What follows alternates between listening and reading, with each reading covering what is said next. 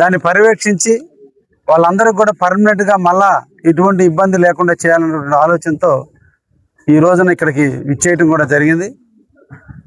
ట్యాంకర్ల ద్వారా నీళ్లను అందించాలనేటువంటి దృఢ సంకల్పంతో మున్సిపాలిటీ ట్యాంకర్ల ద్వారా మోటార్ రిపేర్ అయ్యేంత లోపలే ట్యాంకర్ల ద్వారా నీళ్లు అందించడం కూడా జరుగుతుందని వీళ్ళందరికీ కూడా హామీ ఇవ్వడం జరిగింది.